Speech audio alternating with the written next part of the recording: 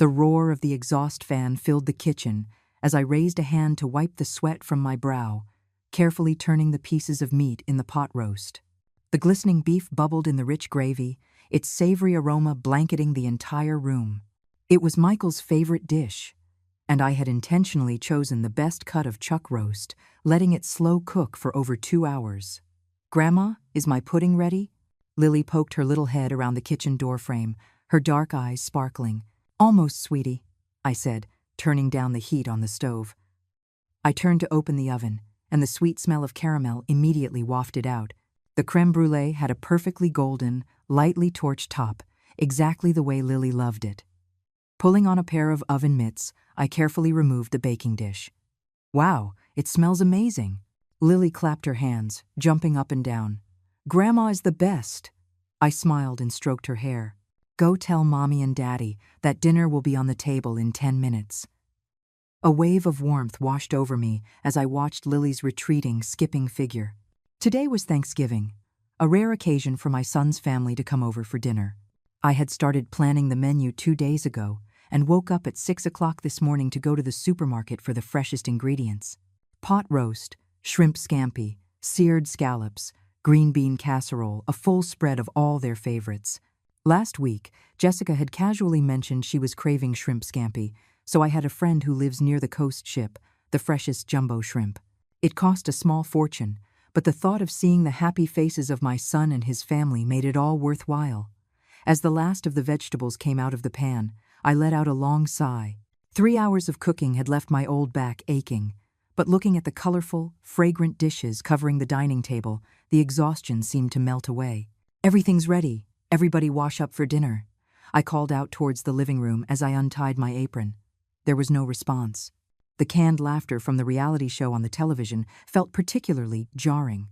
I walked into the living room to see Michael staring down at his phone, scrolling endlessly. Jessica and Lily were sitting on the couch, watching TV, the coffee table in front of them littered with sunflower seed shells and fruit peels. "Dinner's ready," I repeated, raising my voice slightly. Michael grunted an acknowledgement without looking up, his fingers still swiping across the screen. Jessica glanced at me, then told Lily, "Go wash your hands for dinner," before turning her eyes back to the television, showing no intention of getting up. Silently, I returned to the kitchen to plate the last dish, then took out the special dinnerware. I had bought this set of hand-painted ceramic plates 10 years ago when my late husband and I took a trip through New England. I rarely used them, saving them only for important holidays. When I carried the final platter to the dining room, the scene before me made my hand tremble, nearly causing me to drop the dish. Michael, Jessica, Lily, and at some point, they had arrived unannounced. Jessica's brother and his wife were already seated around the table. Plates and utensils were already set out in front of them. The platter of pot roast was half empty, and several of the large shrimp were already gone.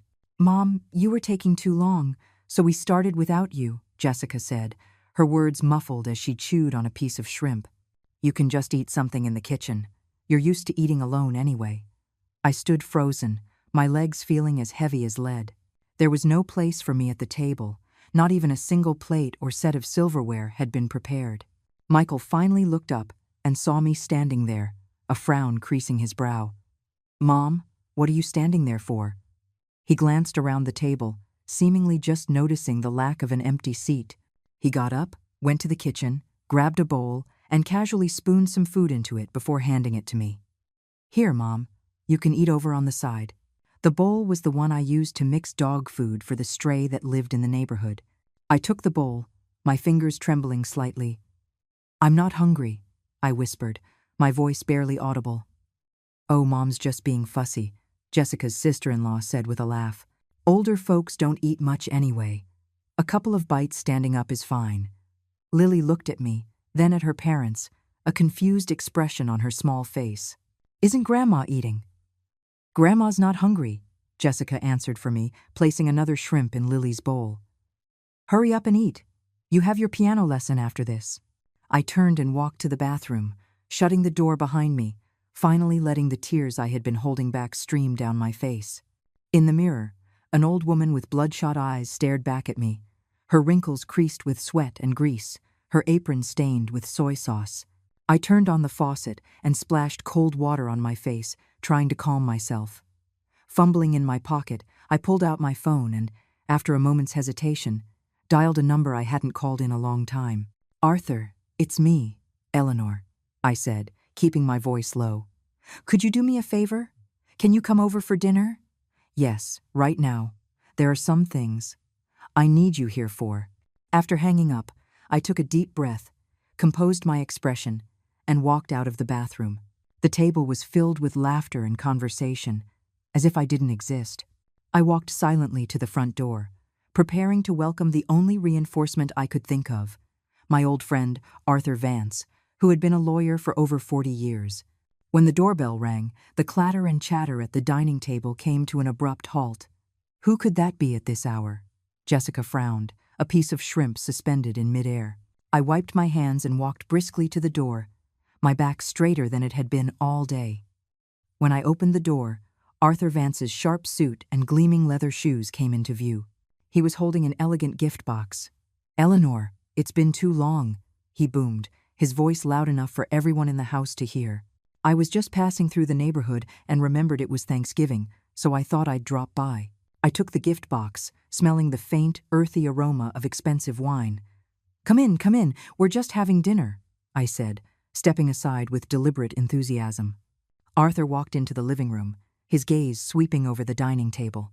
He immediately understood my situation, the feast-laden table, the jam-packed seats, and the still empty bowl in my hands that I hadn't had a chance to put down. "This is," Michael began, putting down his fork and rising uncertainly. "This is Arthur Vance, the attorney. He's an old high school friend of mine. He even held you when you were a baby," I explained.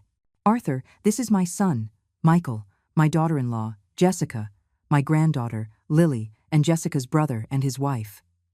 Arthur offered a slight nod. "My apologies for interrupting your family gathering." "No, not at all, not at all," Michael said, waving his hands hastily, suddenly becoming solicitous. "Mom, why didn't you tell us you had a guest coming?" He quickly brought a chair from the kitchen, squeezing it into the already crowded space around the table. "Mr. Vance, please, have a seat. Mom, you sit too." Jessica's expression shifted as if she were changing masks, her face breaking into a wide smile. "Hello, Mr. Vance. We didn't know you were coming. The food is almost gone. Let me go make a few more dishes." "Arn, no trouble at all," Arthur said with a smile, waving his hand but naturally accepting the chair Michael offered. "I know Eleanor's cooking. Just smelling that pot roast tells me it's the same incredible quality as always." I noticed Michael and Jessica exchange a look.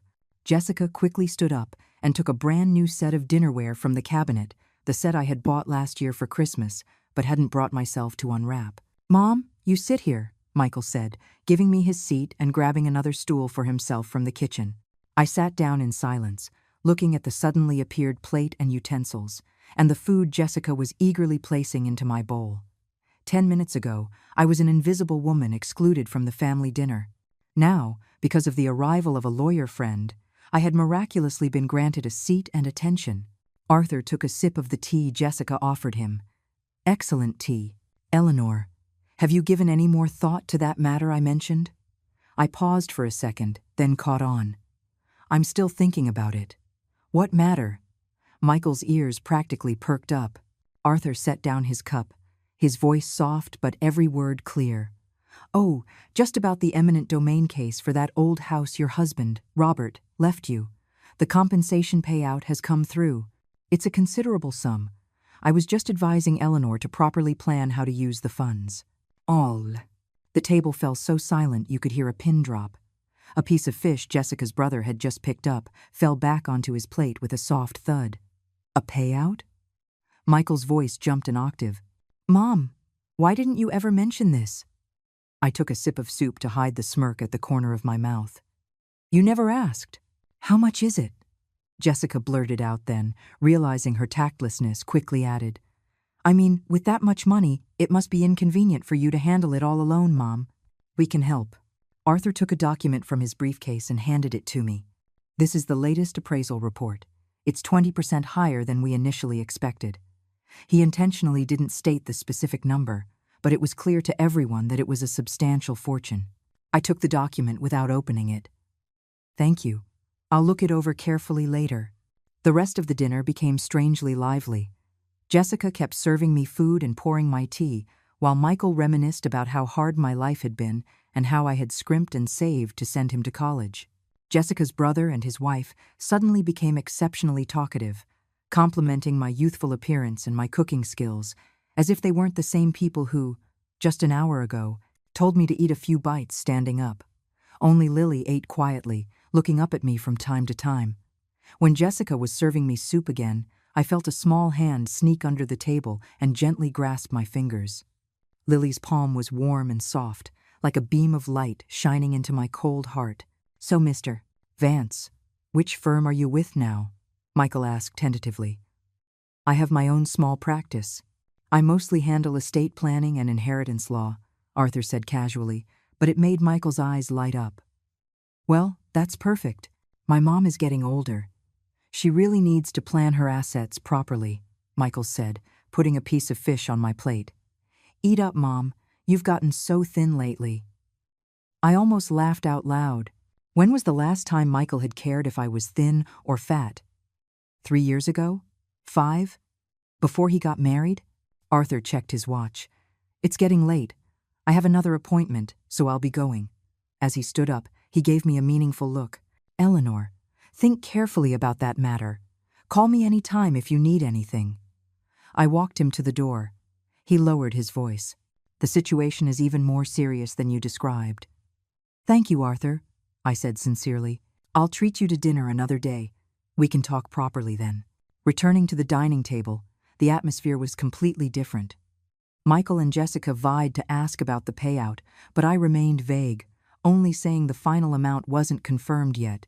Jessica's brother even suggested he could help me invest the money, guaranteeing high returns. "No need. I have Arthur to help me," I said, shutting them all down with one sentence. After dinner, Michael and Jessica, contrary to their usual behavior, fought over who got to clear the dishes, insisting I go rest. I went to the balcony for some fresh air, gazing at the full moon in the sky. I remembered when my husband was still alive. Every Thanksgiving was a joyful family reunion.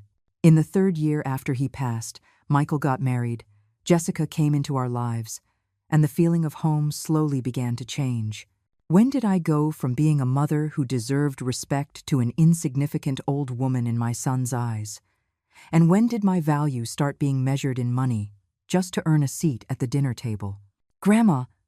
Lily's voice came from behind me. She was holding a small tart. "I saved this for you. It's pumpkin, your favorite." I took the tart and knelt to hug my sweet girl, hiding the tears welling in my eyes. In this house, perhaps only this 9-year-old child still genuinely loved her grandmother. "Lily, take the trash out for Mommy," Jessica called from the kitchen. After Lily ran off, Jessica came onto the balcony holding a fruit platter. "Mom, have some fruit." She hesitated for a moment. "That payout Mr. Vance mentioned. Exactly how much is it?" I looked at her carefully shaped eyebrows and eager eyes and suddenly felt a wave of exhaustion. "Not much, just enough for my retirement." "Mom, don't say that. It's not like we won't take care of you," Jessica said with a strained smile. "Michael is your son. He's supposed to take care of you in your old age." "Yes, just like today," I thought with a cold, internal laugh, taking care of me by letting me eat standing up in the kitchen. But I didn't say it out loud. That night, after all the guests had left, Michael, for the first time in ages, offered to walk me to my room. At my bedroom door, he hesitated, then said, "Mom, I'm sorry about today. We didn't realize you hadn't eaten yet." I looked at him, this son I had carried for 10 months and raised with so much hardship, his eyes now a mixture of calculation and guilt. I wanted to ask him, if Arthur hadn't shown up, if there had been no payout, would he have ever realized how hurtful his actions were today? "Get some sleep," was all I said in the end, gently closing the door. Lying in bed, I took out my phone and sent a text to Arthur Vance. "Thank you for your performance today. I think we need to have a serious talk about my will." Outside, the Thanksgiving moon was full and bright, but in my heart, a storm was raging. The morning after Arthur's visit, I broke a lifelong habit and didn't get up early to make breakfast. For years, my internal clock was set to 6 o'clock in the morning, waking me to prepare a meal for my family.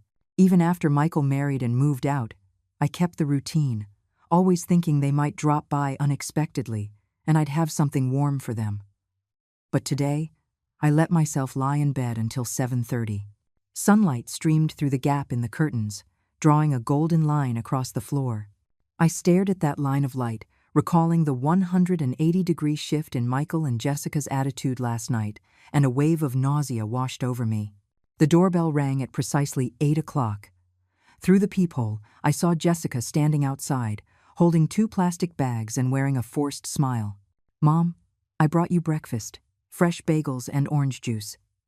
As soon as she entered, she busied herself setting the food on the table. "Eat it while it's hot. I remember you love the ones from this place." I stood in the kitchen doorway, watching her bustling figure, a sense of unreality washing over me. When was the last time Jessica had bought me breakfast? It must have been back when she and Michael were first dating, trying to make a good impression. "What brings you here so early?" I asked, not touching the food and pouring myself a glass of warm water instead. Jessica's smile faltered for a second. "I just thought you might be lonely, so I came to have breakfast with you." She looked around. "The house is a bit messy. Let me help you tidy up." "No need. I'm used to doing it myself." I sat at the table, looking at the bagels. They were from the old deli I liked, a place 4 bus stops away. Jessica had actually gone all that way to buy them. She sat down across from me, her eyes darting around. "Mom, about that payout Mr. Vance mentioned yesterday. What's the situation exactly?" "Ah, finally getting to the point." I sneered internally but kept my face impassive. "It's that small house Robert left me, over on the east side. They're redeveloping the area." "How big is it?" Jessica's eyes lit up. "About 600 square feet, I think. It's an old place," I said nonchalantly, taking a bite of a bagel. The cream cheese was tangy. Jessica quickly handed me a napkin. "Then the payout must be at least a couple $100,000, right?" I wiped my mouth, not answering directly. "Arthur said it would be a bit higher than the market rate. The final number isn't set yet." "How are you going to manage all that money by yourself?" Jessica's voice rose an octave. "There are so many scammers these days, and seniors are their biggest targets." "I have Arthur looking out for me," I said, intentionally emphasizing his role and watching Jessica's face contort as if she'd swallowed a fly. "Mr. Vance seems very close to you," she probed. "High school classmates. We've known each other for over 50 years. I took a sip of juice. His wife passed away young, and he's been single ever since. He often organizes reunions for us old friends." I deliberately made it sound ambiguous, watching Jessica's expression shift. She was probably imagining some special relationship between Arthur and me, worrying that the money might fall into an outsider's hands. "Mom, a matter this big should be handled by family," Jessica said, putting down her bagel, her tone becoming serious. "Michael is your only son. The money would be safest with him. We can help you invest it. It's much better than leaving it in a bank." "We'll see," I said, standing up to signal that breakfast was over. "The money hasn't even come through yet." Jessica knew better than to press further, but she insisted on helping me with the dishes and mopping the floor. Before she left, she said she would bring Lily to see me on the weekend. As I saw her out, I noticed her sneak a glance at the folder on my coffee table, the one Arthur had left yesterday. It actually contained brochures for the local community college's senior programs.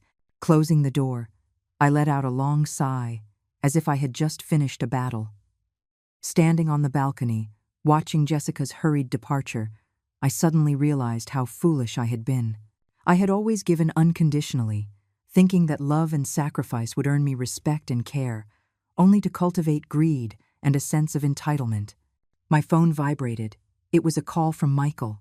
I stared at the screen for a long time until the ringing stopped. A few minutes later, a text message popped up. "Mom, Jessica said you weren't feeling well. Do you need me to take you to the doctor?" I didn't reply. Instead, I dialed another number. "Hello, is this the community college? I'd like to sign up for the painting class next week." After hanging up, I felt a long-lost sense of relief. When I was young, I loved to paint, but I gave it up for family and work. Now, it was time to live for myself. That afternoon, I rummaged through closets and found my long-neglected art supplies. Then I went to a bookstore and bought a few painting tutorials. At the checkout, the cashier was a kind-faced elderly woman who smiled when she saw my books. Starting a new hobby after retirement? Yes, a new beginning, I replied with a smile. Our community has a painting class every Wednesday. I'm one of the teachers, she said, handing me a flyer. Feel free to drop by. The first class is free. I took the flyer. It had Hillcrest Arts Community printed in large letters with a schedule of classes below. On the back, handwritten in pen, were the name Carol Evans and a phone number. You're Mrs. Evans? I asked, surprised. Just call me Carol, she said, beaming. I used to teach at the Art Institute. I couldn't sit still after retiring, so I started teaching some of the ladies to paint. I decided to sign up for her class on the spot. Carol enthusiastically told me about the curriculum and invited me to the community's autumn outing next week. In our conversation, I learned that her husband had passed away years ago and her children lived abroad. She lived alone but had a rich and vibrant life. When you get old, you have to live even more brilliantly, she said. Her words were like a key, unlocking a door in my heart that had been shut for a long time. On my way home, I detoured to Arthur Vance's law office. He was with a client, so his secretary had me wait in the conference room. A rare guest, Arthur said as he entered, holding 2 files. Good thing you're here. I just organized some documents. He handed me a list detailing all my assets. The 3-bedroom condo you live in is worth about $450,000. The old house on the east side is projected to get a $180,000 payout. You have about $65,000 in savings and investments, plus some stocks and funds Robert left you. It adds up. I did a quick mental calculation and was surprised. Which is why you need a solid plan, Arthur said sternly. I saw what happened yesterday, Eleanor. You have to start thinking about yourself. We talked all afternoon. He advised me to first draft a will to clearly define the distribution of my assets and to consider setting up a trust fund to ensure my later years were secure, no matter what happened. Most importantly, he said, tapping the desk for emphasis, don't let them think they have you wrapped around their finger. Human nature, especially family ties, can't withstand the test of money. Before I left, he gave me a draft of the will and some brochures for retirement homes. Take a look when you have time. Compare the environments and services. Good retirement communities have waiting lists years long. And I walked under the setting sun, holding the document folder, my shadow stretching long behind me. Passing a bakery, I went in and bought a slice of Black Forest cake, Lily's favorite, for her visit on the weekend. When I got home, I locked the draft of the will in a drawer and placed the retirement home brochures conspicuously on the coffee table. The next time Michael or Jessica came, they would surely see them.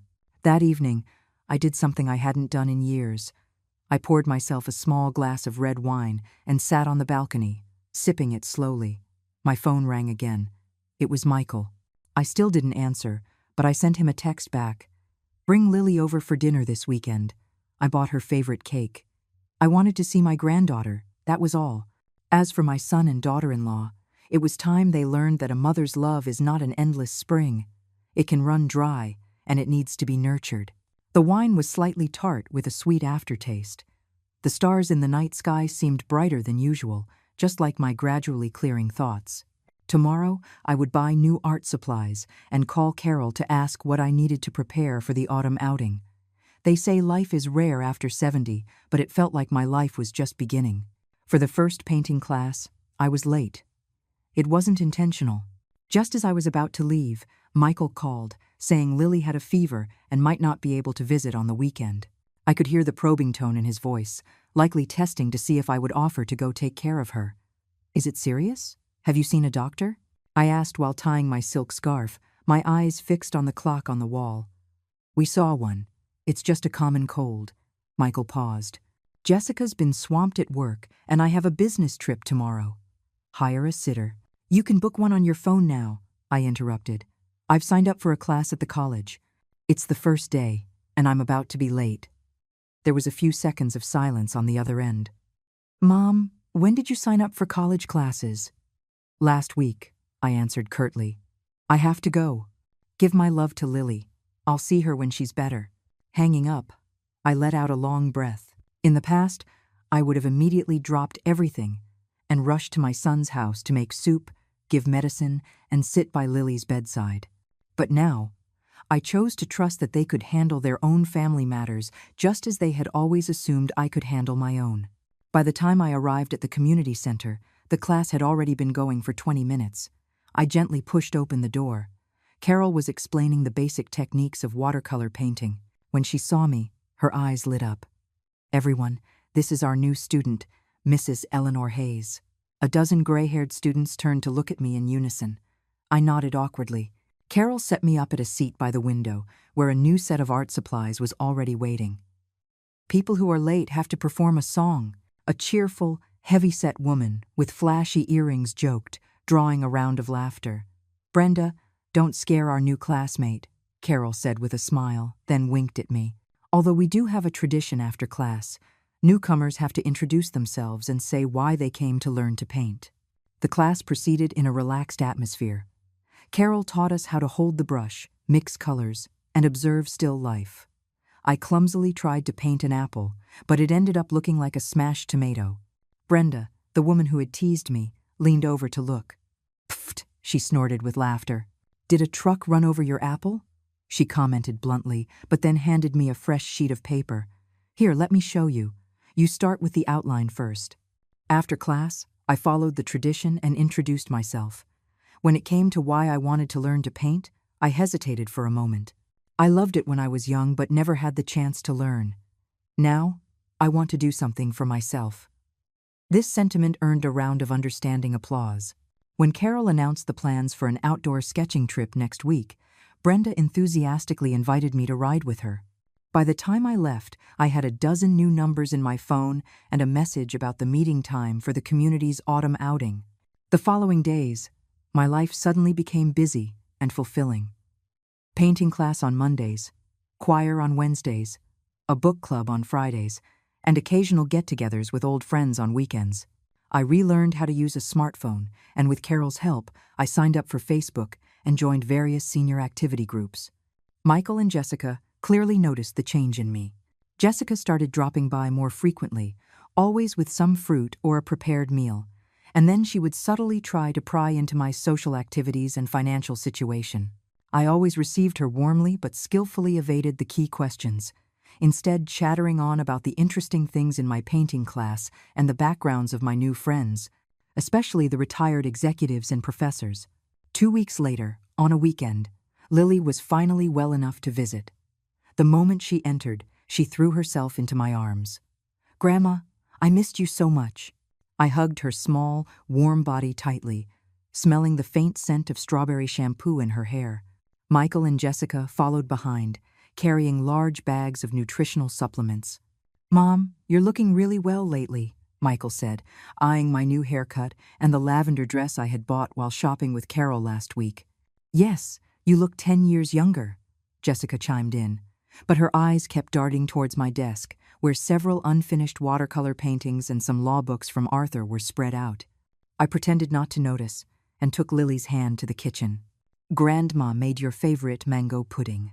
At the dinner table, Michael brought up the news that his company might be having layoffs, his tone heavy.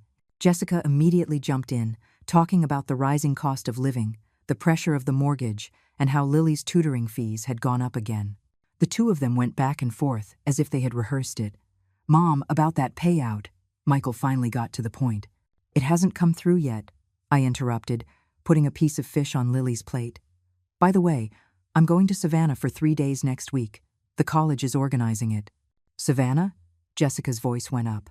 "You're going alone?" "With Carol and the others.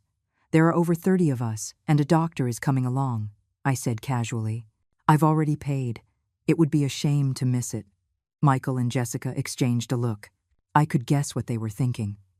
The old lady is suddenly so active. What if she gets scammed out of her money?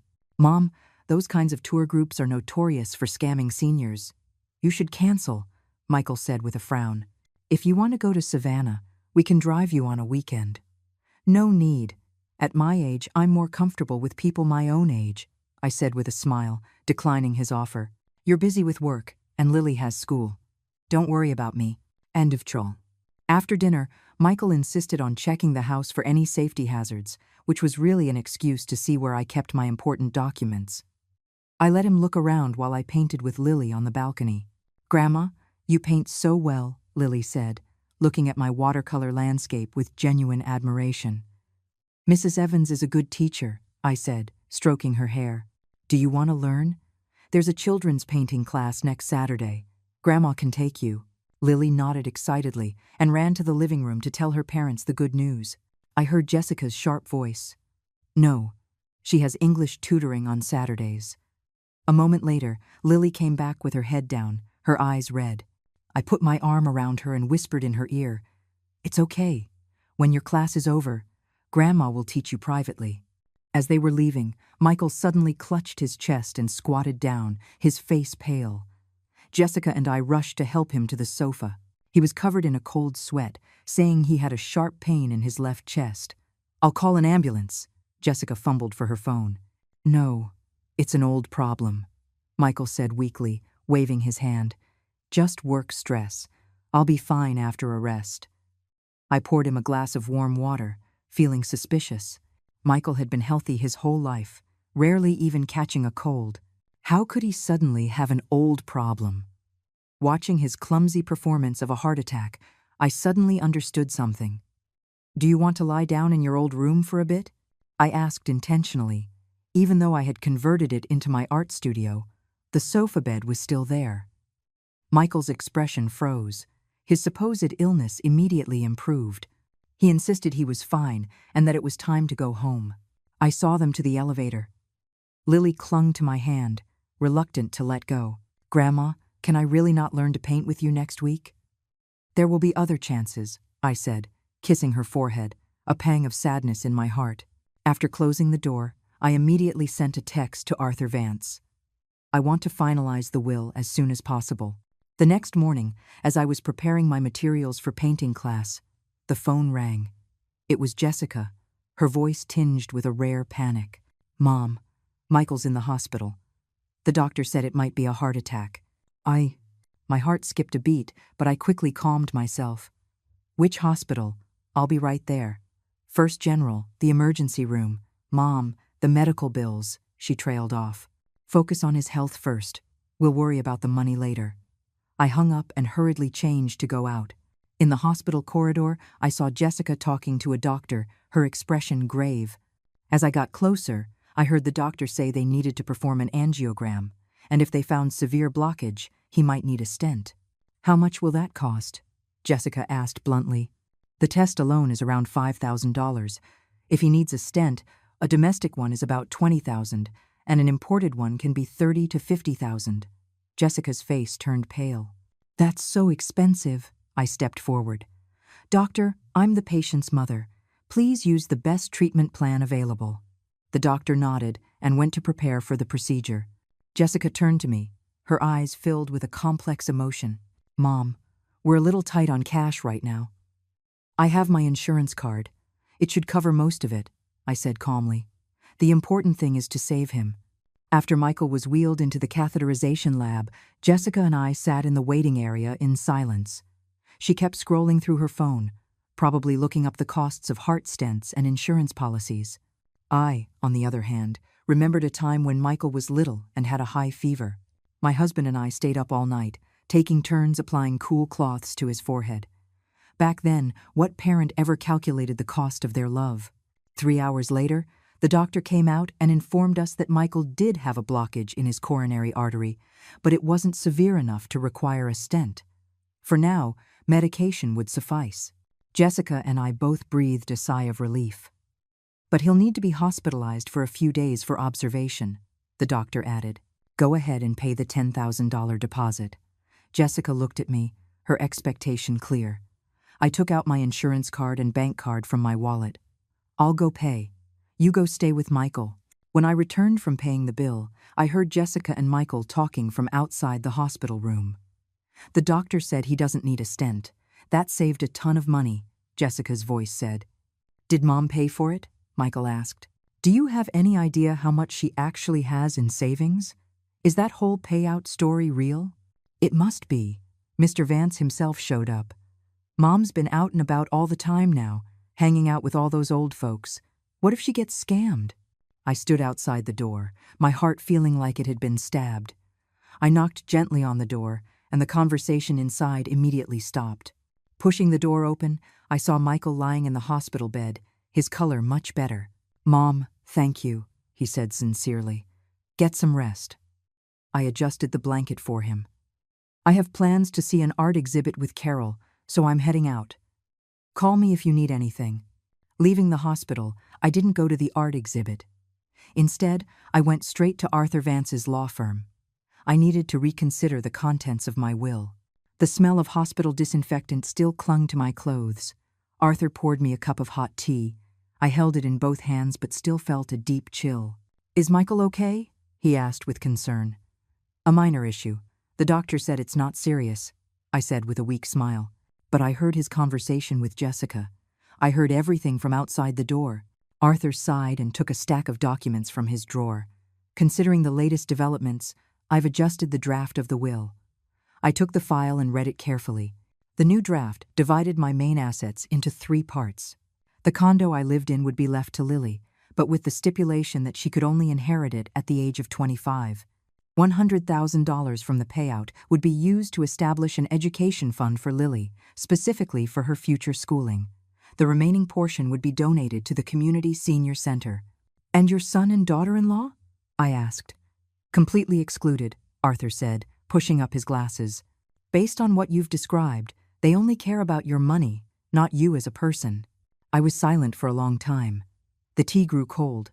Outside the sun was bright, and the sparrows in the trees chirped cheerfully, a stark contrast to the state of my heart. Lily is still so young. If I'm gone, and she's with parents like that, my voice choked.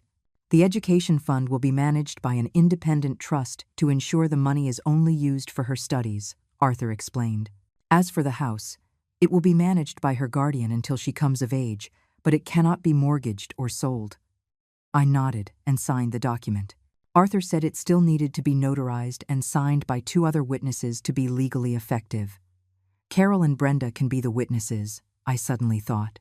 They were both retired public servants with good reputations. "Excellent idea," Arthur smiled. "It seems you've made some true friends." Leaving the law firm, I didn't go straight home. Instead, I went to the community center. Wednesday afternoon was choir practice. I needed the sound of singing to dispel the gloom in my heart. Carol was at the piano, leading everyone in vocal exercises. When she saw me, she stopped the practice. "Eleanor's here. Let's welcome her." Dozens of silver-haired seniors applauded warmly. Someone handed me a sheet of music, and someone else made room for me. I joined the sopranos, and as the piano played, we began to sing "Amazing Grace." The clear, soaring melody washed over me, cleansing my spirit. For a moment, I forgot the unpleasantness at the hospital. After practice, Carol pulled me and Brenda into a small meeting room. I briefly told them about Michael's hospitalization and the will. They agreed to be witnesses without hesitation. "I've seen it all before. Some of these young people treat their parents like ATMs, Brenda said indignantly. "My son is the same. Last year, he insisted I sell my house to fund his startup. When I refused, he didn't visit me for 6 months. "Eleanor, you did the right thing," Carol said, patting my hand. "Leaving the property to your granddaughter is the best choice. At least it ensures she won't be at the mercy of her parents in the future." The 3 old women walked out of the community center together, their shadows stretching long in the setting Sunday. I suddenly realized that true family doesn't have to be bound by blood, but by those who stand by you when you need them most. The next day, I went to the hospital to see Michael, bringing him his favorite rice pudding that he loved as a child. As I pushed open the door to his room, I heard a fierce argument inside. "Why should my mom pay for it? Didn't your parents always brag about how much money they make in their business?" It was Michael's voice. "My parents' money is for my brother's wedding," Jessica retorted sharply. "Besides, your mom's payout is coming through any day now. What's the big deal about covering some medical bills?" I stood at the door, hesitating. Finally, I knocked gently. The argument inside stopped abruptly. "Mom, you're here?" Michael managed a weak smile. I placed the thermal container on the bedside table. I made some rice pudding. Eat it while it's warm. Jessica stood by the window, her face sullen. The atmosphere in the room was so thick you could cut it with a knife. "When did the doctor say you can be discharged?" I asked, breaking the silence. "Tomorrow, if the test results are normal," Michael answered, not daring to look at me. "The hospital bill," Jessica suddenly began. "I've already paid it in full," I said calmly. "You two don't need to worry." Jessica and Michael exchanged a look. I could guess what they were thinking. The old lady is being so generous, the payout must be a huge amount. "Mom," Michael started, then stopped. "Thank you. No need to thank me. You are my son," I said, emphasizing the last 3 words, hoping he would understand their meaning. Before leaving, I told him I had canceled my trip to Savannah for the weekend because I wanted to wait for him to be discharged. He was visibly relieved, probably thinking I had changed my mind and returned to my old self. But the truth was, I had just rescheduled my flight. I was going alone. I needed time and space to think about the rest of my life. On Saturday morning, as I was leaving with my small suitcase, Michael and Jessica suddenly appeared at my door, saying they were there to take me to their house to recuperate for a few days. "No, thank you. I have plans to go to Savannah with Carol," I said calmly. "Mom, you're at an age where it's dangerous to travel alone." Michael raised his voice. "What if something happens?" "I am 72, not 7, I said, looking him straight in the eye. "For the past 40 years, I've dedicated my entire life to this family. Now, I want to live for myself for once." Michael was speechless. Jessica, on the other hand, snatched my suitcase. "Mom, Michael just got out of the hospital. Can't you be a little more considerate?" Just as we were at a standstill, the elevator doors opened, and Carol and Brenda stepped out. "Eleanor, the car is waiting downstairs." "Oh, hello," Carol said, nodding politely at Michael and Jessica. "Who are you?" Jessica asked warily. "We're Eleanor's friends. We're going on a trip to Savannah together," Brenda said cheerfully. "You must be her son and daughter-in-law. Don't worry, we'll take good care of her." Jessica's face darkened. "Mom, you'd rather go out with strangers than spend time with your own family?" "They are not strangers," I said softly. "For the past few months, they've painted with me, sung with me, read with me. They've been there whenever I needed them. And you too." I didn't finish, but the meaning was clear. Michael's face turned pale, and he let go of my suitcase. "Mom, you've changed," he said in a low voice. "Yes, I have," I replied, taking back my suitcase.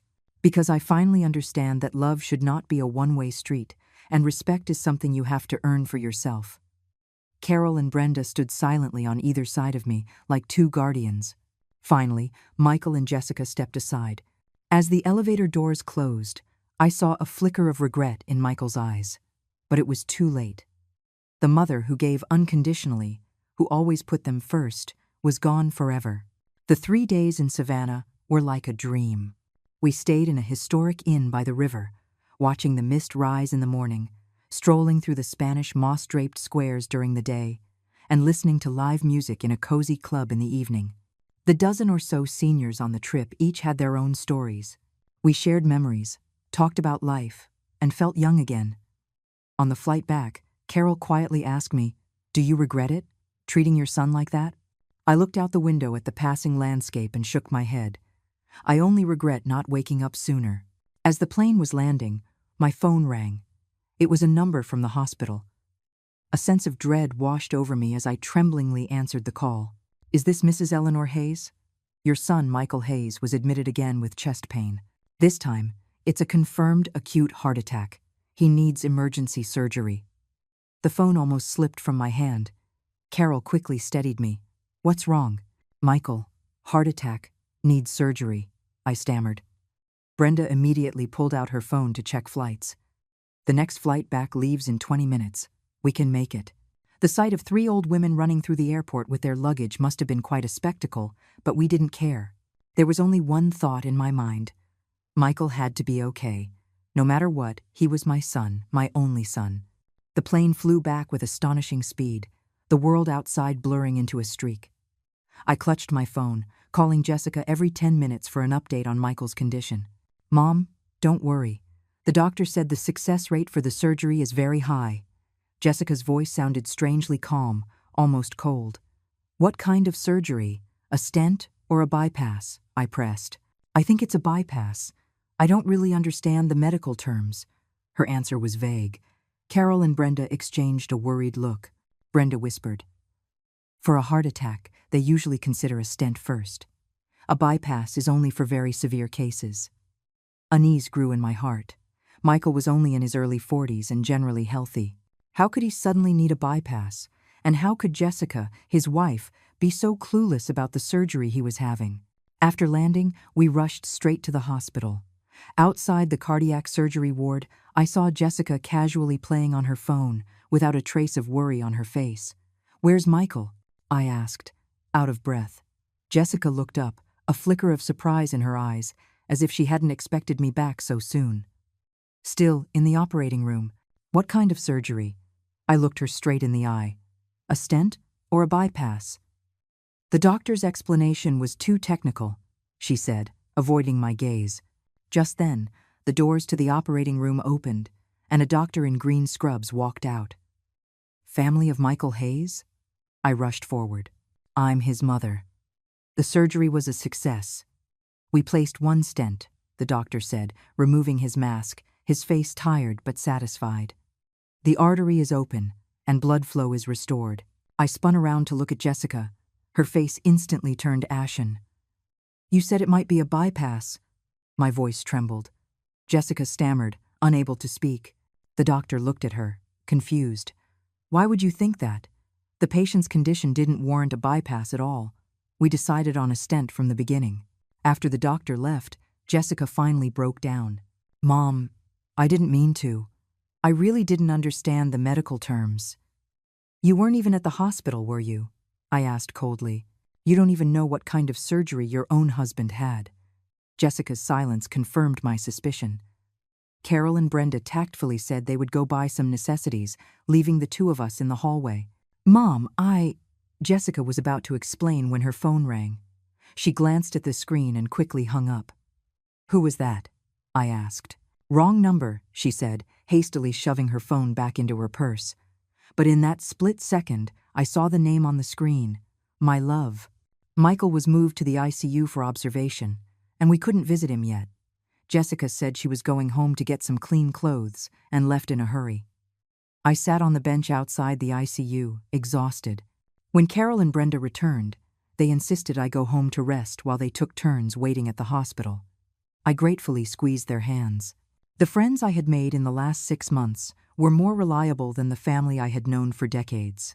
Back home, I took a hot shower, trying to sort through my thoughts.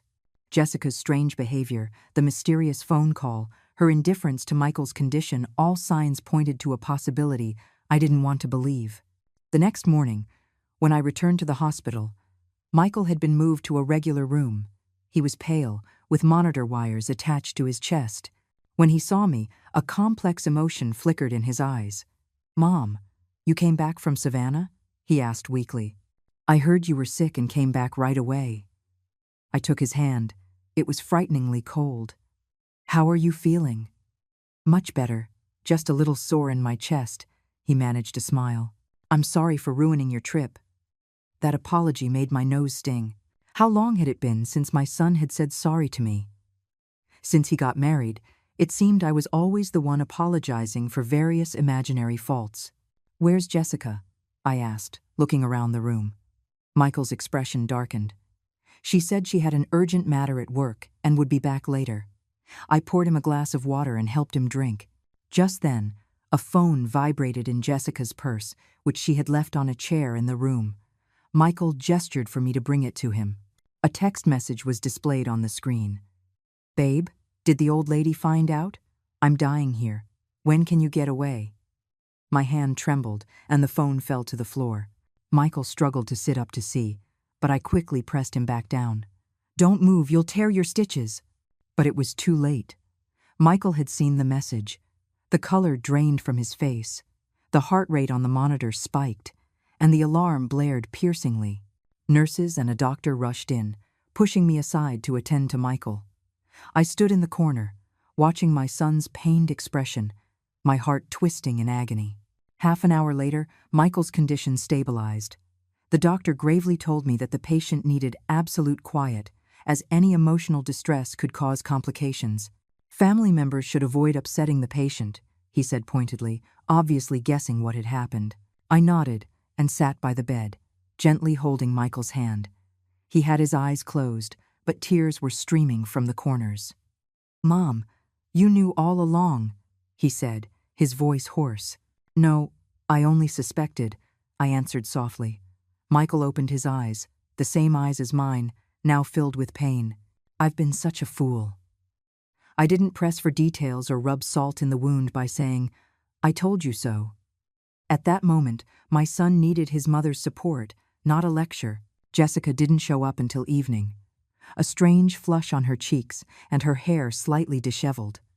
The moment she entered the room, she sensed the tense atmosphere. "What's wrong?"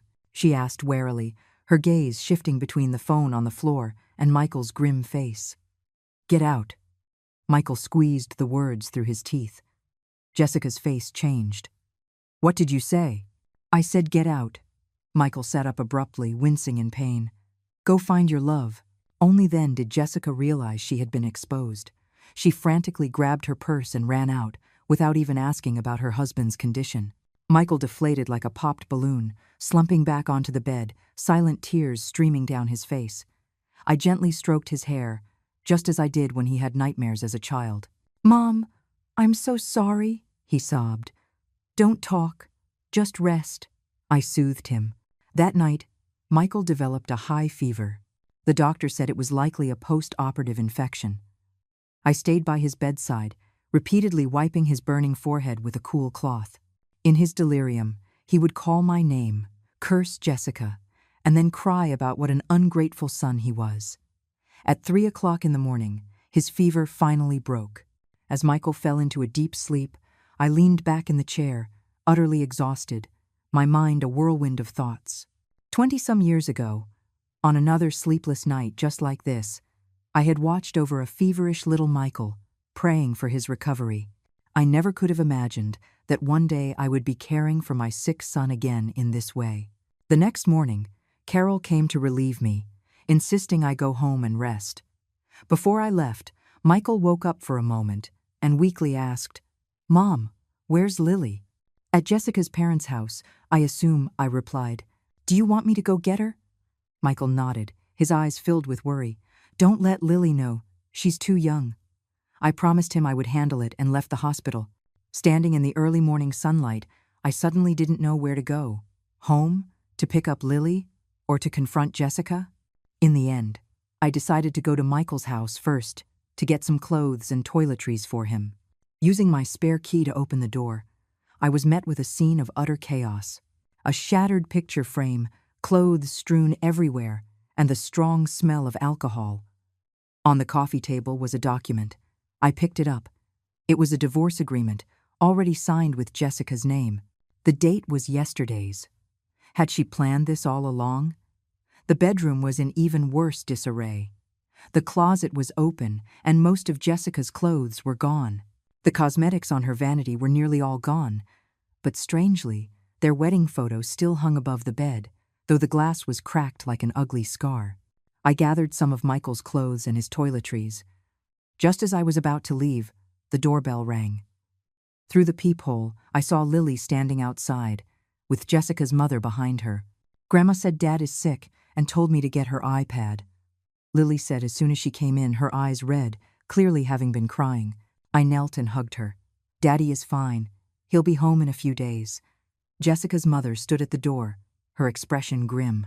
"Eleanor, my daughter has her reasons. Please don't talk about this in front of Lily." "You want a divorce, that's your business," I cut her off coldly. "But don't hurt the child." "Grandma, what's a divorce?" Lily asked, looking up at me. My heart tightened, unsure how to answer. But Jessica's mother said directly, "It means your mommy and daddy are going to separate, and you might live with your mommy from now on." Lily froze for a few seconds, then burst into tears. "No, I want my mommy and my daddy." I held her tight, glaring at Jessica's mother. "Are you satisfied now?" The woman left awkwardly, leaving me with a crying Lily. It took a long time to soothe her. I promised to take her to see her dad, and she gradually calmed down. "Grandma, is Mommy leaving us?" she suddenly asked in the taxi on the way to the hospital. "Of course not," I said with a forced smile. "Mommy just has some things to take care of. Grandma said Mommy has a new boyfriend, so she's moving out." Lily's words were like a knife in my heart. "What's a new boyfriend?" I was shocked by the shamelessness of Jessica's family, telling such things to a child. Taking a deep breath, I tried to explain as calmly as possible. "Sometimes adults have disagreements, just like when you argue with your friends. But no matter what happens, Mommy and Daddy both love you." Lily nodded, seeming to understand, and leaned against me. I stroked her hair, my heart filled with a mix of emotions. This innocent child was about to bear the pain caused by the mistakes of adults. At the hospital, Michael put on a brave face for Lily. Father and daughter snuggled together, watching cartoons. The scene was both heartwarming and heartbreaking. When they weren't looking, I quietly took a picture and sent it to Arthur Vance with a message. "Change of plans. The will needs to be revised again," he replied quickly. "Understood. By the way, Jessica was at a law firm this morning consulting about divorce asset division." I let out a cold laugh and turned off my phone. The sun was shining brightly outside, illuminating the father and daughter embracing on the hospital bed. No matter what happened, at least in this moment, the three of us were a whole family. The day Michael was discharged, Jessica finally showed up. She was wearing a brand new dress, her hair freshly styled in waves, and her makeup was as elaborate as if she were going to a party. As soon as she entered the room, she got straight to the point. "Did you sign the agreement?" Michael, who was packing by the bed, didn't even look up. "Signed. The house is yours. We split the savings, and I get custody of Lily." "Where's Lily?" Jessica looked around, as if just realizing her daughter wasn't there. "She's on a school field trip. She won't be back until tonight," I answered for him. "Do you really have to do this?" Jessica sneered. "Mom, don't play the saint. If it weren't for your stupid will, Michael wouldn't have had a heart attack, and we wouldn't be in this mess." I stared at her in shock, unable to believe she could twist the facts so completely. Michael shot up, his face livid. "What are you talking about? It was you." "What about me?" Jessica looked at him defiantly. "Do you dare say it in front of your mother?" Michael deflated like a punctured balloon and sat back down, holding his head in his hands. It was then I understood. Jessica knew Michael didn't want me to know she had cheated on him, and that's why she was being so brazen. "All right, it's all settled. I'm leaving," Jessica said, picking up the signed papers and turning to leave. "Wait," I called after her. "Does Lily know you're moving out?" Jessica paused. "I'll explain it to her." "How will you explain it? That you're abandoning your family for your new lover?" I couldn't help but ask. Jessica's face paled. "Mom, you—" "Enough," Michael suddenly roared. "Both of you, just stop." The room fell silent. Jessica took the opportunity to leave quickly, the clicking of her heels on the floor sounding like a string of mocking laughter. On the way home, Michael was silent, staring out the window. Lily sat between us, clutching both our hands tightly, as if afraid we would disappear if she let go. "Daddy, when is Mommy coming home?" Lily asked timidly. Michael took a deep breath. "Sweetheart, Mommy is going to be living somewhere else from now on." "Why?" Lily's eyes instantly filled with tears. "Is it because I wasn't good?" My heart felt like it was being torn apart. Michael pulled the car over, turned, and hugged his daughter. "No, sweetheart, you are wonderful. It's a problem between Daddy and Mommy." "Then make up," Lily cried. "I'll be extra good from now on. I won't make Mommy angry." Michael could no longer control himself and broke down, sobbing as he held Lily. I sat beside them, my vision blurred by tears. At that moment, I hated Jessica, hated her for so cruelly hurting this innocent child. Back home, I made Lily's favorite mac and cheese, but she only ate a few bites before saying she was full. After Michael managed to get her to sleep, he hid on the balcony, smoking. He had quit 5 years ago. "Mom, what do I do?" he asked, his voice hoarse, as he extinguished his third cigarette. I handed him a glass of warm water. "First, take care of yourself and Lily. The rest will fall into place. I'm such a failure, he said with a bitter laugh. A failed husband, a failed father, and a failed son. I took his hand. Life is long. Everything will be okay. That night, Michael and Lily slept in the same bed, father and daughter holding each other. I sat on the living room sofa and sent a message to Arthur. Please remove all mentions of Jessica from the will, but keep the education fund for Lily. The next day was Saturday. I suggested we take Lily to the park to get her mind off things. Michael said he had an urgent matter at work and told us to go ahead. I later found out he went to meet Jessica and her new lover, a personal trainer 5 years her junior. Around noon, while we were having a picnic in the park, Michael called. His voice was unusually calm. Mom, can you stay out with Lily a little longer? Come home later. Did something happen? I asked, alarmed. No, nothing. The house is just a mess. I'm cleaning up, he said vaguely. At 4 o'clock in the afternoon, when we returned home, we found the living room transformed. The walls were freshly painted, new curtains hung in the windows, and even the furniture had been rearranged. Michael was sitting on the floor, covered in sweat, surrounded by tools. Daddy! Lily ran to him excitedly. Our house looks different. It sure does, sweetheart, Michael said, smiling as he hugged her. New life, new beginning. I later learned that Michael had gotten rid of everything in the house that reminded him of Jessica, the wedding photos, souvenirs.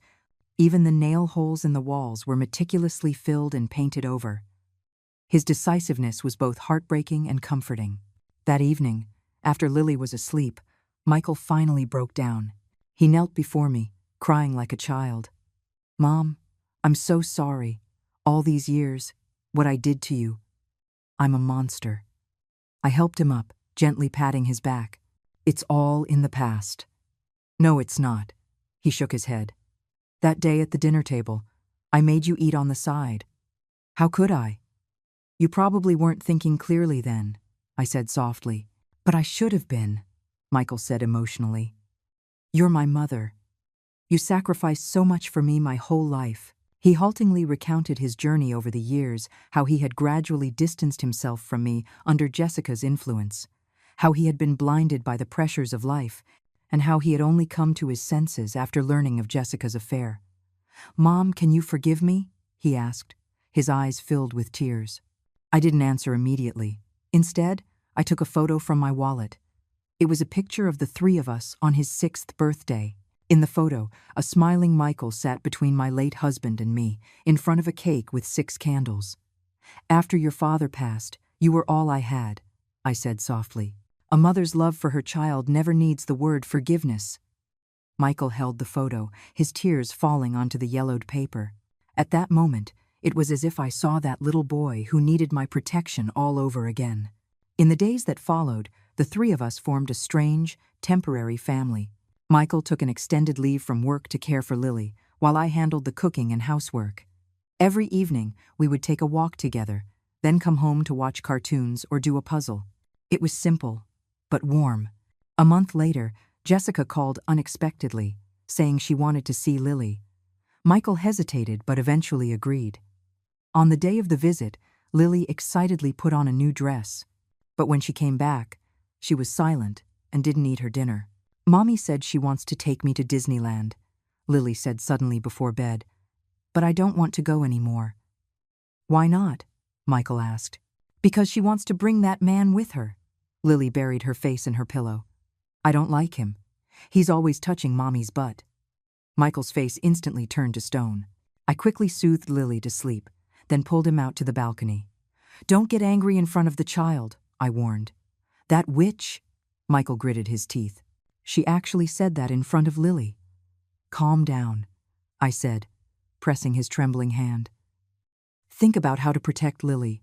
The next day, Michael went to see a lawyer and filed to modify the visitation terms of the divorce agreement, requesting that Jessica not be allowed to bring a new partner during her visits. Jessica was furious and screamed at him over the phone, even threatening to fight for full custody. She won't win, Michael's lawyer said confidently. The judge will consider the child's well-being. Sure enough, the court sided with Michael, also ruling that Jessica could only see Lily once a week, and a third party had to be present, Jessica threw her purse on the courtroom floor in a fit of rage but was helpless. After that storm, our lives gradually returned to normal. Michael went back to work, and Lily slowly adjusted to her new life. As for me, I continued my community activities, but with a new task: picking up Lily from school every Wednesday afternoon and taking her to painting class. One day, Lily drew a picture of the three of us: Michael on the left, her in the middle, and me on the right, holding hands under a vibrant rainbow. She titled the drawing, "My Family." "Grandma, this is nice too, right?" she asked, looking up at me. I held her tight, holding back tears. "Yes, sweetheart, this is very nice too." That night, I showed the drawing to Michael. He was silent for a long time, then said softly, "Mom, I was thinking of moving back in with you, if you don't mind." I looked at him, surprised. "What about this house?" "We can rent it out to help with expenses," he smiled. "I've figured it out. Family is more important than a house." And so, in my 72nd year, my son and granddaughter came back to me. We squeezed into my 3-bedroom condo, living like a normal family, eating together, watching TV together, even arguing over the remote control. One day, while organizing things, Michael found the draft of my will. He read it silently, then handed it back to me. "Mom, you were right to do this. The money should go to Lily. It has nothing to do with me." "I've changed my mind," I said, tearing the draft in half in front of him. "Now, I want to see you two live well, while I'm still here to see it." With tears in his eyes, Michael hugged me tightly and didn't let go for a long time. Outside, the setting sun cast a warm, golden glow on our reunion. Autumn came and went. In the blink of an eye, it had been 3 months since Michael and Lily moved back in. During this time, our home settled into a new rhythm. In the morning, Michael would drop Lily off at school before heading to work. I would handle the grocery shopping and cooking. In the afternoon, I would pick Lily up from school. In the evenings, the three of us would gather around the dinner table, sharing stories from our day. It was simple, but fulfilling. Jessica would occasionally visit Lily, as stipulated by the court, but her visits were always rushed. Sometimes she was late and left early. Lily's initial excitement gradually faded into indifference. Once, she even said she didn't want to see her mother anymore. "Why, sweetheart?" Michael asked, kneeling to be at her level. Lily fidgeted with her shoe. "Mommy is always on her phone, and she says bad things about you and Grandma." Michael and I exchanged a worried glance. That evening, we held a small family meeting and decided not to force Lily to see Jessica for the time being, but also not to speak ill of her. "The child has her own feelings. We should respect them," I suggested. "But we shouldn't completely cut off their mother-daughter relationship either." Michael nodded and contacted a child psychologist the next day, hoping a professional could help Lily navigate these complex emotions. The psychologist advised against completely ending the visits, but suggested changing the environment to somewhere more relaxed, like a park or an amusement park, to reduce Lily's stress. One weekend in early October, we were making dumplings at home when the doorbell rang. Through the peephole, I saw Jessica standing outside with her personal trainer boyfriend, both holding gifts. "Who is it?" Michael called from the kitchen. "Your ex-wife and her boyfriend," I said in a low voice. "Should I open the door?" Michael's face darkened, and he was about to say no, but Lily had already run over and pressed the button to open the door. "Mommy!" The door opened, and Jessica stood there awkwardly. "Lily, we were just passing by and wanted to see you." Her gaze went past Lily to Michael. "Michael, you look well." The personal trainer stood behind her, his eyes shifting, none of the arrogance he had shown on the phone. I noticed he was holding a Disney store bag, obviously trying to win Lily over with a gift. "The court order says you can't bring him here," Michael said coldly. "We'll just stay for a minute," Jessica pleaded. "Lily, Mommy bought you a gift." Lily stood in the doorway, looking hesitantly at the Disney bag, then back at her father. I walked over and gently placed a hand on his shoulder. "Let her in, but that man has to wait outside." The trainer's expression changed, and he was about to say something, but Jessica quickly stopped him. "Wait for me downstairs. I'll only be 10 minutes. And so, Jessica came in alone, perching on the edge of the sofa like an anxious guest. Lily sat beside her, carefully unwrapping the gift, an Elsa doll. "Do you like it?" Jessica asked with a forced smile. Lily nodded but didn't show the usual excitement she had when receiving a gift. An awkward silence filled the living room. Michael stood in the kitchen doorway, his arms crossed, not saying a word. "Michael, can we talk in private?" Jessica suddenly said. Michael frowned. "Whatever you have to say, you can say it here." Jessica glanced at me and Lily, then lowered her voice. "It's about the house." I immediately understood. I took Lily's hand. "Sweetheart, let's go to the kitchen and cook the dumplings." Closing the kitchen door, I deliberately turned on the range hood to create noise so Lily couldn't hear the conversation in the living room. But through the glass, I could see Jessica's agitated expression and Michael's increasingly grim face. 10 minutes later, we heard the front door slam. I turned off the range hood and heard Michael's suppressed roar. "Get out, and don't ever bother us again."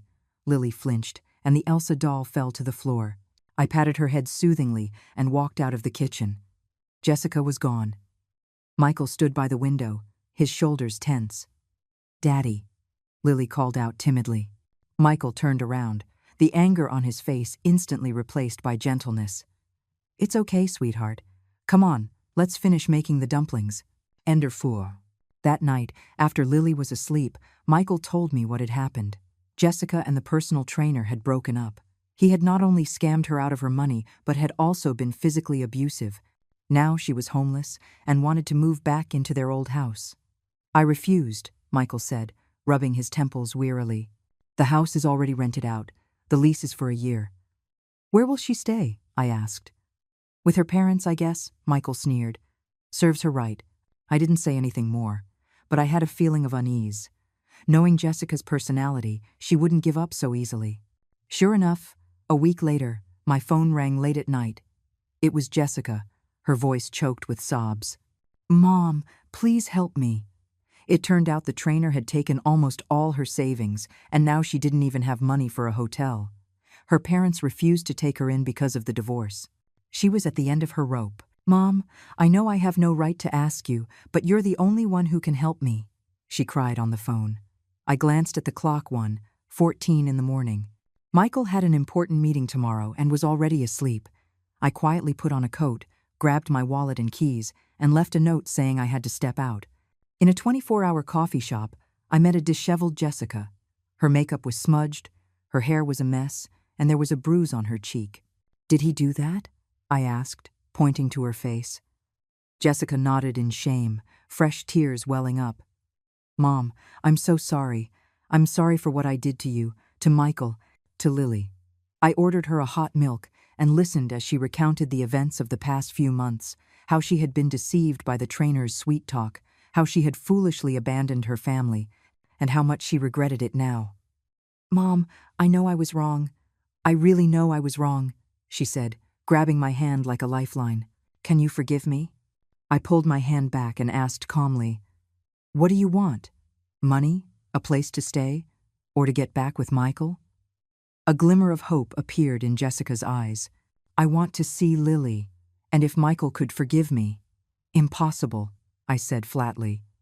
"Michael will not accept someone who betrayed him." "But Lily needs her mother," Jessica said desperately. "She needs a responsible mother, not a selfish one," I said coldly. "Jessica, you hurt everyone. Now you have to face the consequences." In the end, I gave her enough money for a week at a hotel and the contact information for several women's shelters. When she took the money, the disappointment and resentment in her eyes were barely concealed. "Mom, you're so cruel," she said through gritted teeth. "No, I'm just not soft anymore," I said, standing up. "This is the last time I will help you. From now on, you're on your own."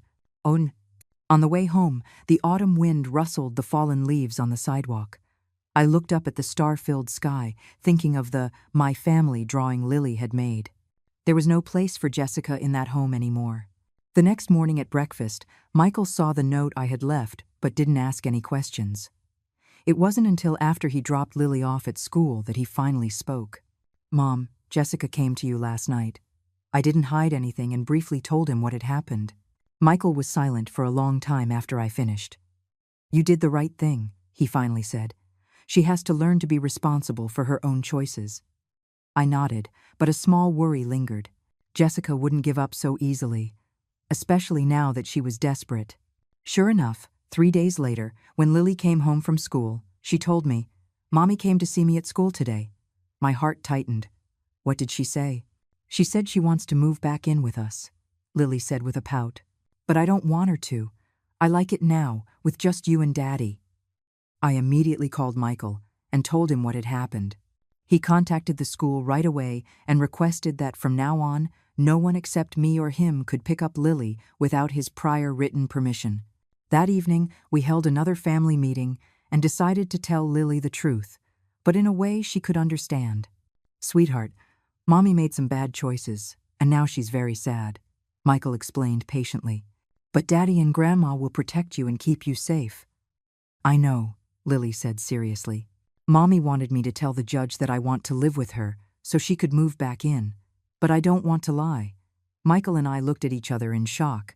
Jessica was actually coaching her child to lie in court? This was beyond a moral issue. It could be illegal. The next day, Michael went to confront Jessica directly, warning her that if she tried to use or influence Lily again, he would file to have her visitation rights completely revoked. Jessica became hysterical, even threatening suicide, but Michael was unmoved. "She's lost her mind," he said wearily when he came home. "She's not the Jessica I used to know. People show their true colors when they're pushed to the edge," I sighed. "It's just that her true colors are so disappointing." End of 2. After that incident, our lives returned to a state of calm. Jessica seemed to have finally accepted reality. Her visits became regular and restrained, and she no longer made unreasonable demands. Lily gradually adapted to the new family dynamic and even won first place in a school essay contest with a piece titled "My Favorite Family," where she wrote about Michael and me. At the end of November, my 72nd birthday arrived quietly. That morning, I woke up to an empty house. On the dining table was a card. "Grandma, Daddy and I are preparing a surprise. Be back at 12 o'clock sharp. Love, Lily." I smiled and shook my head, made myself a cup of tea, and sat on the balcony to read. Around 11 o'clock, the doorbell rang. I thought it was them, back early. But when I opened the door, Arthur Vance was standing there, holding a large bouquet of carnations. "Happy birthday, Eleanor," he said with a smile. Even if I'm a day early, I was surprised but invited him in. "How did you remember my birthday? We're old friends, aren't we?" He looked around. "Michael and Lily aren't home?" I explained the situation and poured him some tea. Arthur took a folder from his briefcase. "Actually, besides wishing you a happy birthday, I came to discuss something." He opened the folder. It was the updated draft of the will. I had completely forgotten about it since Michael and Lily had moved back in. "Things are different now," I said, pushing the file back towards him. "I want to reconsider the distribution of the assets." Arthur nodded. "I thought so. Michael has changed a lot, hasn't he?" "Yes, he's like a different person," I smiled, though the cost was a bit high. As we were talking, we heard a key in the lock, followed by Lily's excited squeal. "Grandma, we're back." Michael, Lily, Carol, and Brenda all came bustling in, carrying a cake, presents, and bags of groceries. Seeing Arthur, Michael was visibly surprised for a moment, then greeted him warmly. "Mr. Vance, you're here to celebrate my mom's birthday too? That's great." The scene that followed brought tears to my eyes. Carol and Brenda were busy in the kitchen. Michael and Arthur were chatting animatedly, and Lily was curled up on my lap, showing me the gifts she had made herself: a picture frame, a bracelet, and a card filled with loving messages. Lunch was a feast fit for a king. Everyone raised their glasses to wish me a happy birthday. After we had eaten, Arthur suddenly stood up and took a small box from his pocket. "Eleanor, actually, I had another reason for coming today." He took a deep breath, opened the box, and inside was a simple, antique silver ring. This was the kind of friendship ring that was popular when we graduated high school. I've kept it all these years.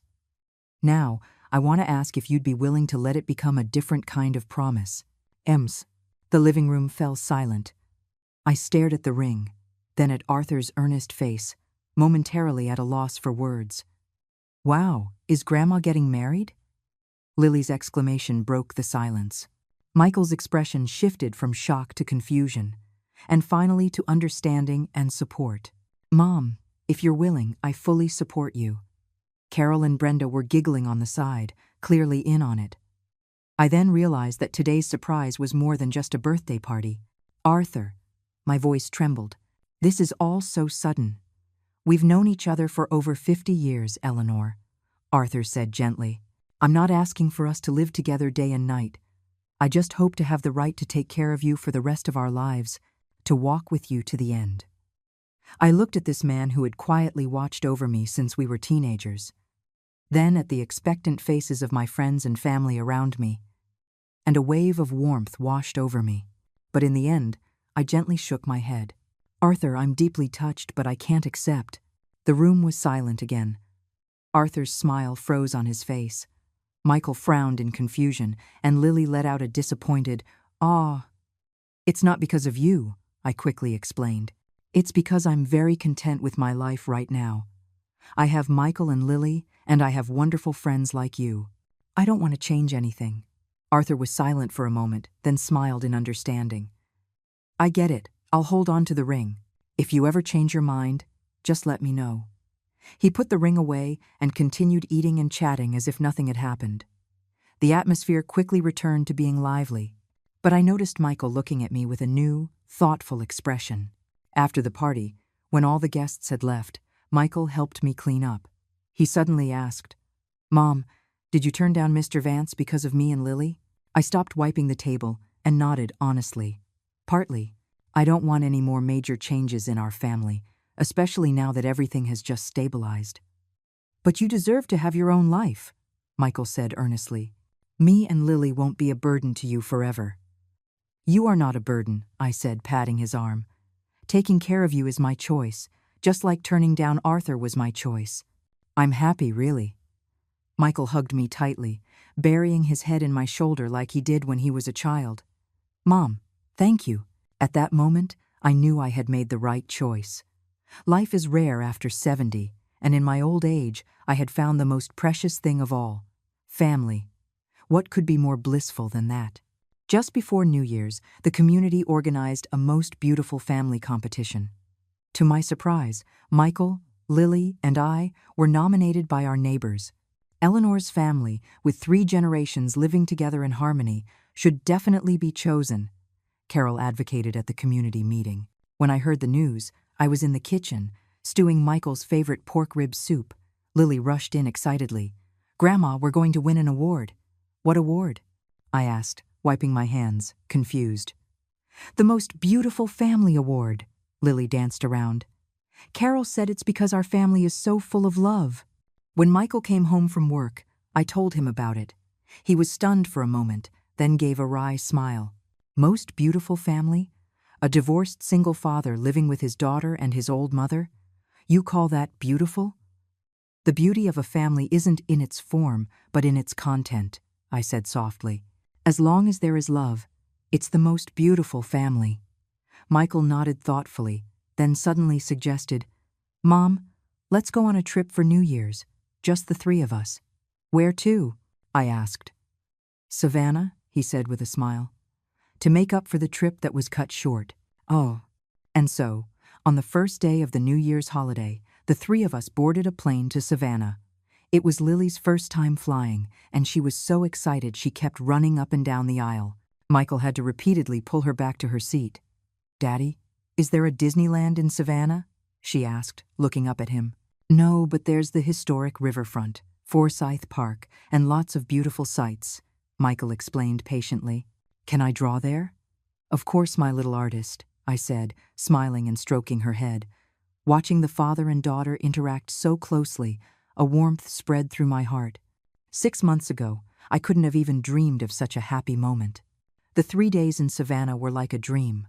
We stayed in a charming bed and breakfast in the historic district, watching the mist on the river in the morning, strolling through the tree-lined squares during the day, and listening to stories in horse-drawn carriages in the evening.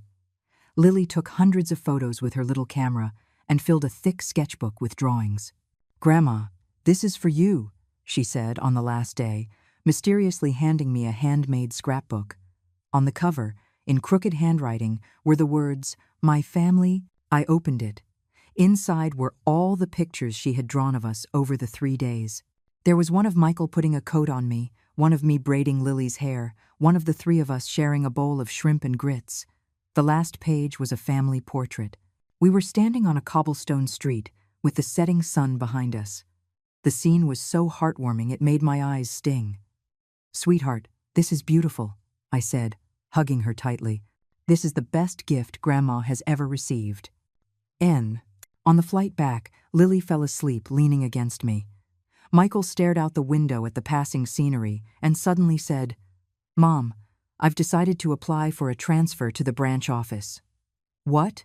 I was taken aback. "Which branch?" "Seattle," he said softly. "There's a new project there.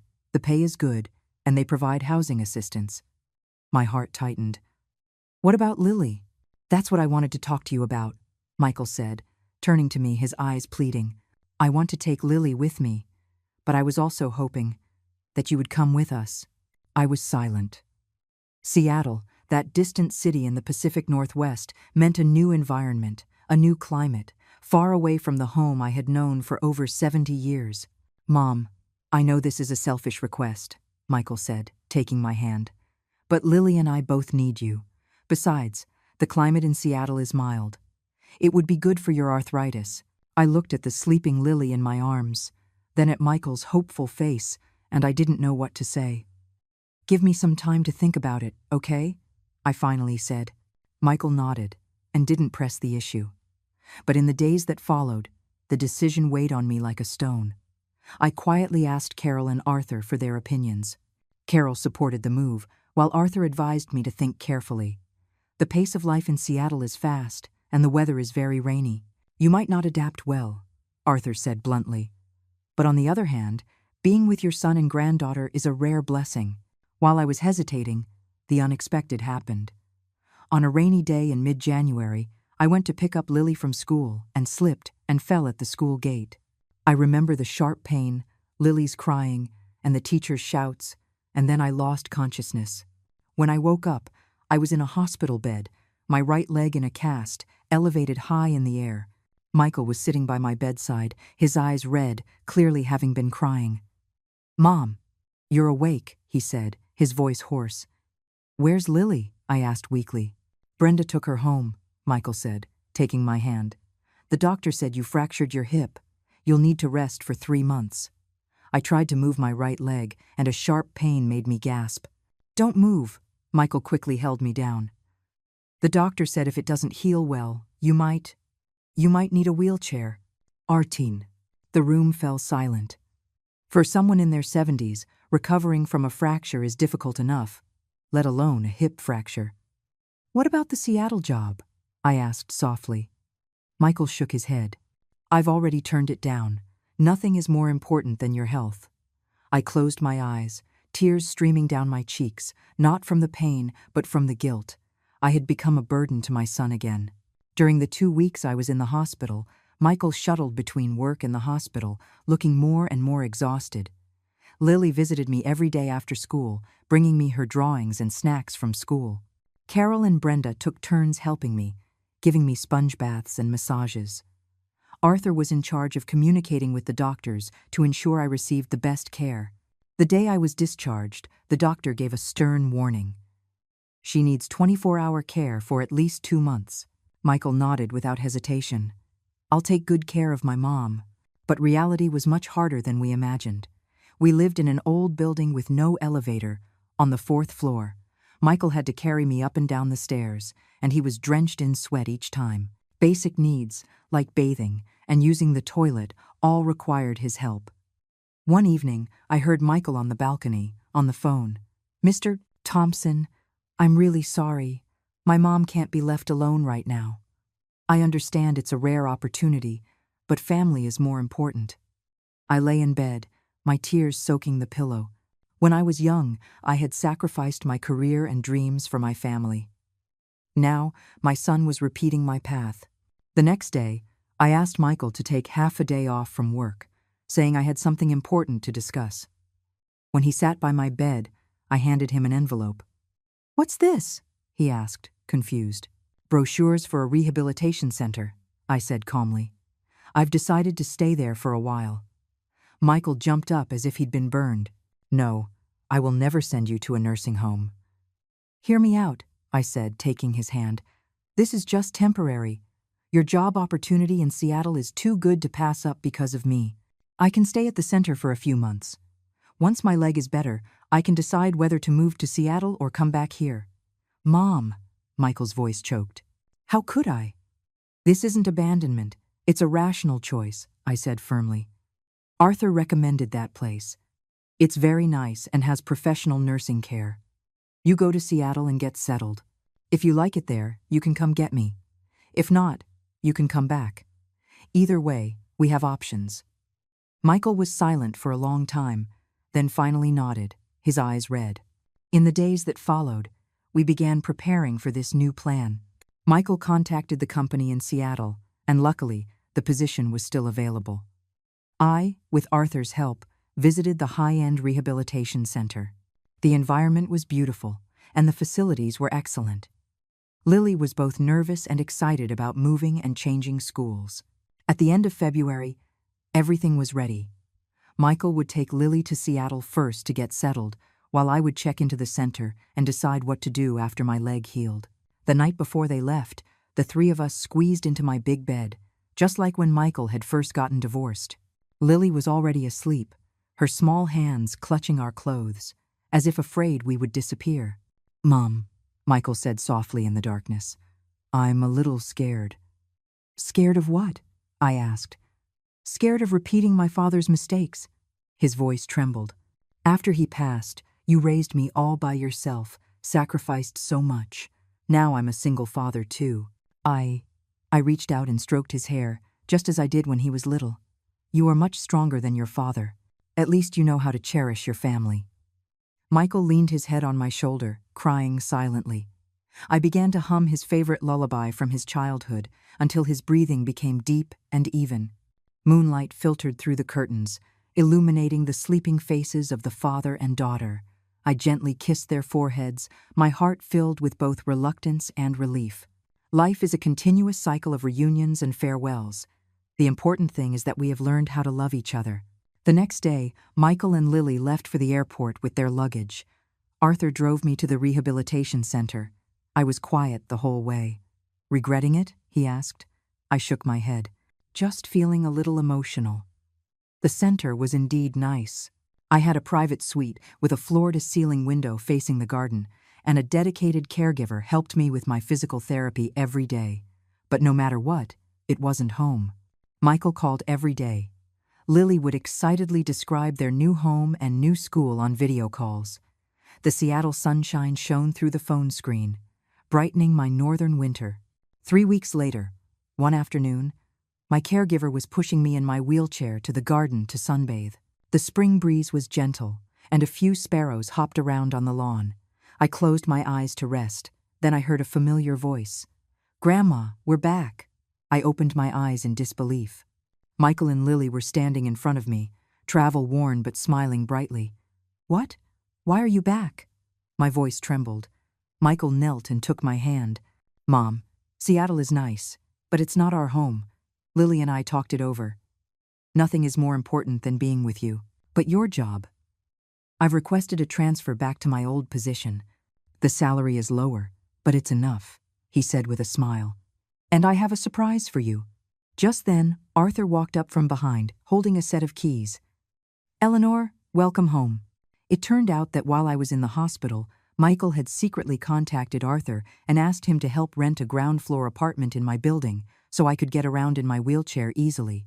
They had kept it a secret from me, wanting to give me a surprise. Now, let's go home, Michael said, pushing my wheelchair. Lily, help Grandma with her bag. And so, after less than a month at the rehabilitation center, I returned to my familiar neighborhood. It wasn't my old apartment, but the ground-floor unit had a small yard and plenty of sunlight. Michael had even installed grab bars and non-slip mats in the bathroom. Take it easy. The doctor said you'll be walking in another 2 months, he said while unpacking. Then we can go to Savannah again. You've always wanted to paint the riverfront, right? I sat in my wheelchair, watching my son and granddaughter bustle around, my heart full of warmth. Outside, The spring sun shone on the small lawn, and a newly planted peach tree was sprouting tender new buds, full of life. That night, the three of us once again squeezed into one bed. Lily was already asleep. Michael said softly, "Mom, thank you. Thank you for giving me a second chance." I stroked his head and didn't answer. The moonlight, like water, flowed over us, a silent lullaby. The May sun streamed through the sheer curtains. I stood by the window, carefully attempting to walk without my cane. My right leg still ached faintly, but it could now support my weight. "Grandma, you can stand up," Lily shouted, returning from school. Seeing me, she excitedly dropped her backpack and rushed over, nearly knocking me down. "Easy there, little one." Michael quickly steadied me. "Mom, how does it feel?" "Good," I said, taking a tentative step. "Another 2 weeks and I should be fully recovered." "That's great," Michael's eyes lit up. "Just in time for Mother's Day. We'll have a proper celebration." On Mother's Day, I woke up early to find a large bouquet of carnations and an elegant gift box on the dining table. Michael and Lily stood beside it, saying in unison, "Happy Mother's Day." Inside the box was a light purple silk scarf, the very one I had admired in a shop window last week. My eyes welled up, and I quickly used the scarf to dab at the corners. "Mom, there's this too," Michael said, handing me an envelope. I opened it. Inside were 2 plane tickets to Savannah, dated for the following weekend. "Just the 3 of us?" I asked. "No, just you and Mr. Vance," Michael said with a smile. "You've always wanted to paint the riverfront, right?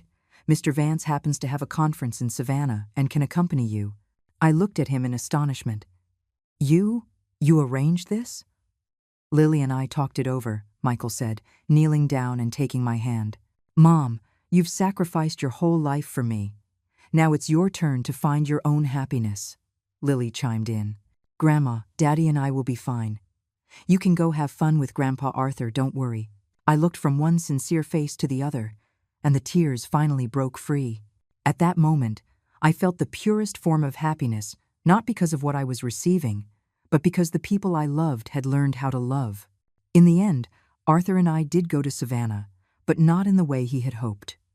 We walked along the riverfront like we were teenagers again, talking about everything and nothing, reminiscing about our youth. He once again took out the silver ring. I still politely declined, but this time I added, "Arthur, some feelings don't need marriage to prove them. You will always have a special place in my heart." He smiled in understanding, threaded the ring onto a chain, and wore it around his neck. "Then let it be a testament to our friendship."